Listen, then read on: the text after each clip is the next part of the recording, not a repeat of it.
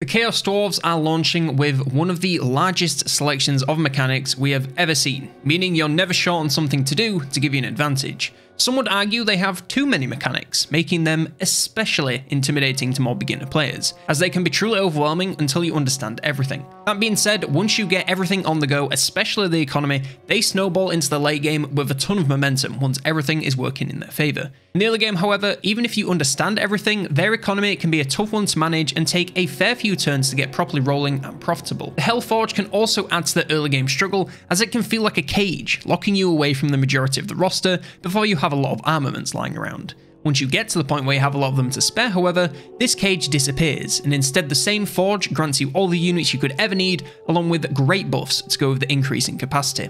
Now let's first go through the faction's many mechanics. First up, the industrial economy. The Chaos Dwarf campaign runs on industry, and as with any industry, there's a production chain you must follow to ensure your maximum possible yield of desired goods. The main resources you have to worry about are raw materials and armaments. Every minor settlement you take, you'll have to choose whether to build an outpost or a factory, and each of these have unique building sets. Outposts are where you create your raw materials, so the buildings in these settlements specialise in this, especially the mine chain, allowing you to create more raw materials at the cost of a larger required workforce, which I'll come to in a moment. Factories instead focus on consuming raw materials, either to create armaments or extra income. You can also build some recruitment buildings in these, but I don't know why you would, since you can't reach full size. Major settlements can also be made into either of these outposts or factories, or you can choose to build a tower, which is what I would recommend pretty much every time.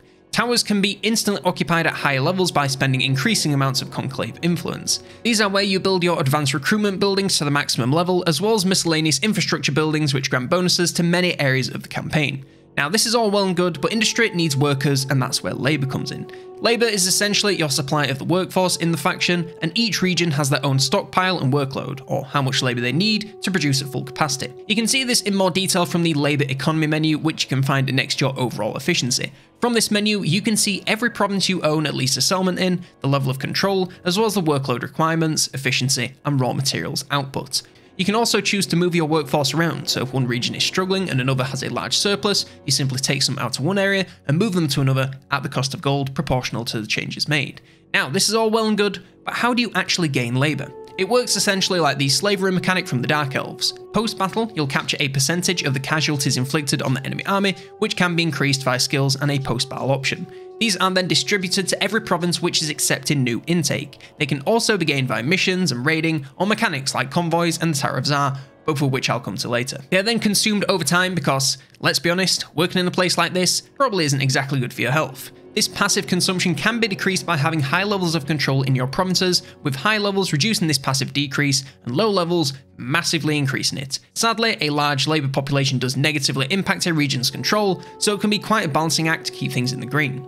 Labour can also actively be spent on labour actions, which can be used in provinces to provide some limited time bonuses. Sacrifices for Zana Grund grants a one-time hit of conclave influence, Sell Labour grants a one-time hit of cash, and Set an Example increases control for 5 turns. I'd only really use these if you have the labour to burn, otherwise having maximum efficiency is most of the time a much better use of your time. You can also choose to spend labour to rush construction, which brings me to another unique thing about this faction. They don't have growth like most other settlement owning factions. Instead, you're only limited by the resources needed to upgrade settlement size, which is raw materials for towers and factories, and gold for outposts. Now these costs are considerably higher than most factions, and the construction time is also significantly higher, but this is to keep things balanced, and they can be reduced by rushing construction. This uses a large amount of labour to instantly finish building anything, which is great if you have the labour to spare, but again, I'd say only do this if your stocks are overflowing, as maintaining efficiency is critical to keeping your campaign moving forward. Only really do this if you absolutely need that building to be upgraded, say you need to recruit for a big war that's coming,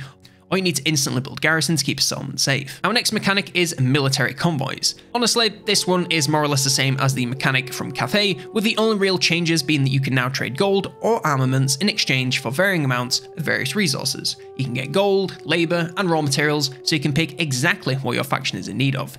These convoys are led by masters, which are overseers with a unique skill line, with skills specific to convoys, which I'd advise speccing into first to get more capacity, value for your routes, replenishment, and ambush defense chance. Each route also shows its threat level by the colour of any swords on the route, indicating how likely it is the convoy will be attacked and how intense the attack may be. There's a large number of attacks and events that can occur to a convoy, like the chance to buy extra units in exchange for cargo, taking shortcuts at the cost of gold, and much more, but your main priority should always be to get your convoy to its destination and back home safe to keep the economy rolling, and so you don't lose any of the skills that you invested into your lords. It's pretty simple to use, just pick what you need most, send as much cargo as you can comfortably afford, and try not to let them die along the way. Next up, the Hellforge. This is where you can increase the capacity for any units beyond hobgoblins in your faction.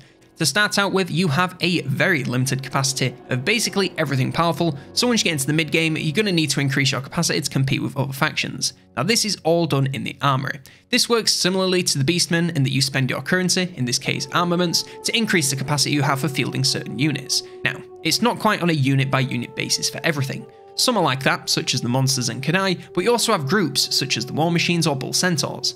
Now, all there is to this is to get the required amount of armaments, and boom, your capacity will be increased. The more total capacity you have for a unit, the more these bars on the sides will fill up, unlocking runes for units in that category. In the manufactory, you can apply these runes to those unit groups. For example, upgrading warriors once unlocks frenzy, and so over in the manufactory, we can apply frenzy to all our melee infantry at the cost of armament upkeep per unit you have recruited. Now you get a breakdown of the cost and the cost per unit above your chosen effects, and you can only have a limited number of runes on each unit type, so keep mixing and matching to ensure you have the best combination, or remove any expensive ones if you're really hurting for armaments. Some of these effects are seriously powerful, especially towards the top bars, so make sure to get the most out of this to max out your units. Next up we have the Tower of Zar, and this is where that conclave influence comes in. It's gained through owning settlement buildings and temples of Hashut, as well as these sacrifices for Zana Grund labor action and certain events and missions. It can be spent here to claim seats in the tower for your faction. This doesn't require lords to fill each seat like the elect count system, for example.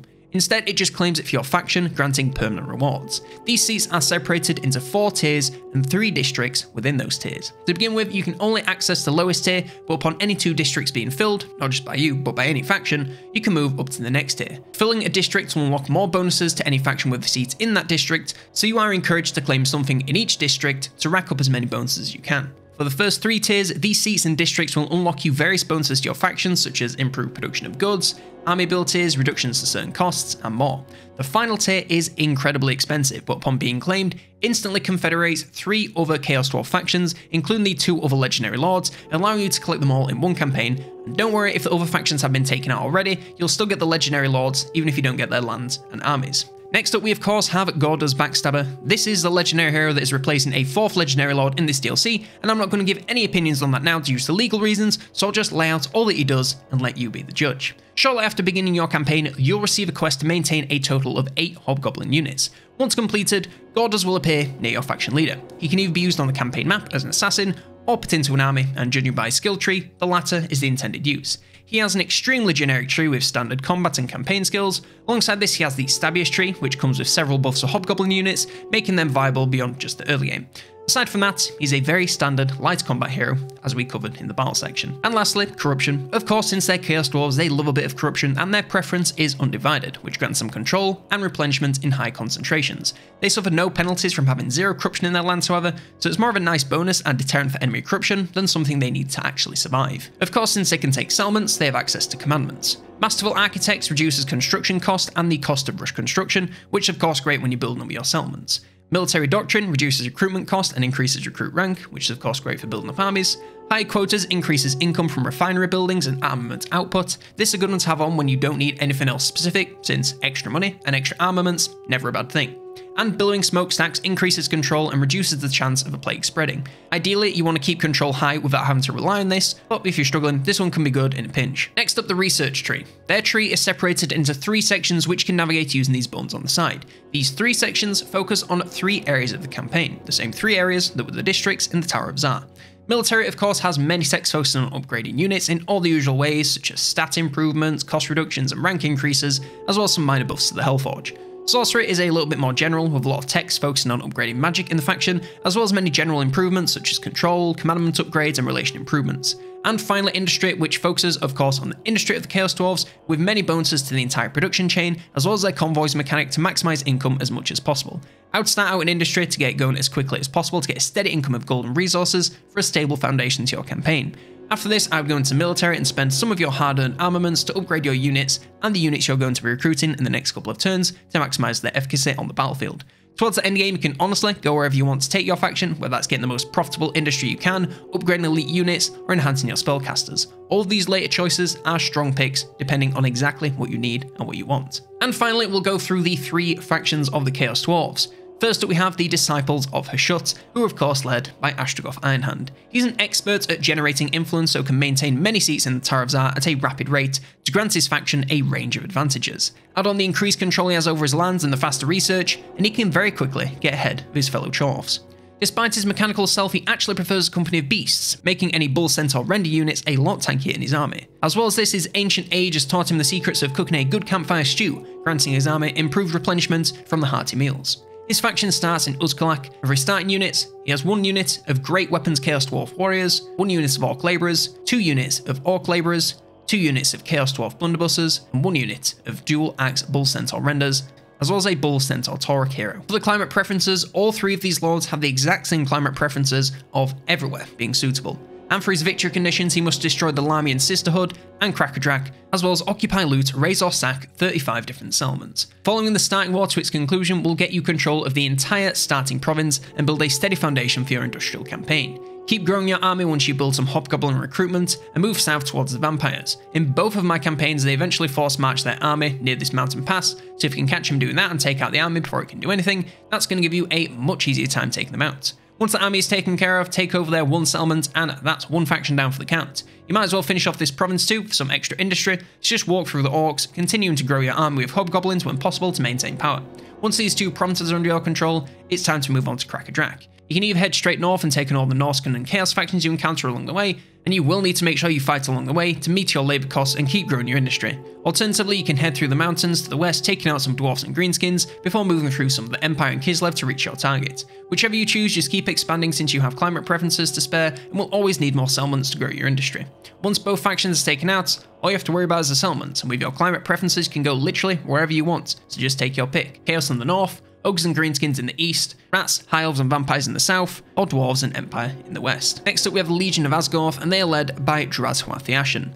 After his exile centuries ago, Draz is eager to prove his worth to the clan, and as such produces armaments faster than anyone else and knows how to effectively use them to arm his troops. His eagerness to prove himself extends into his army, where he pushes them to move greater distances to achieve his goals. And of course, as a master of lore for Shut, he's also able to hold Kadai units under his control for a much reduced cost. His faction, of course, starts in the Black Fortress. For his starting army, he has 1 unit of Orc Labourers, 2 units of Goblin Labourers, 1 Fireglaive Infernal Guard, 1 Chaos Dwarf Blunderbuss, and 1 Kadai Firebon, as well as an Infernal Castellan hero. For his victory conditions, he must destroy Clan Rictus and the Knights of Kaldor, as well as occupy, loot, raise or sack 35 different settlements. Following the starting war will get you a province towards the west, and the same as Astrogoth, keep growing your army as you expand, focus on hobgoblins to keep costs down. Keep heading west towards Tretch. He is in ruins, but is easy enough to track down, so take him out as fast as you can to make your game so much easier with 1 less rat in it.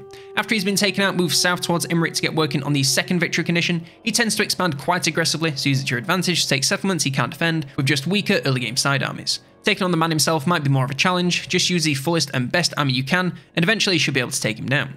After this, you can do whatever you want to get the required settlements with Greenskins and more Chorfs to the north, Rats and Vampires to the east, Rats and various undead to the south, and Dwarfs to the west. And lastly, we have the War Host of Tsar, that is of course led by Zatan the Black. Zatan is the trade specialist of the Chaos Dwarves, being able to have more convoys active at once than anyone else, though that may be more so his populace can stay away from him than any actual preference for trade. Of course, he's well known for being the most cruel of all the Chaos Dwarf commanders, and as such excels at pushing his workforce to the limit, including in the recruitment of artillery and war machines, to massively reduce their cost.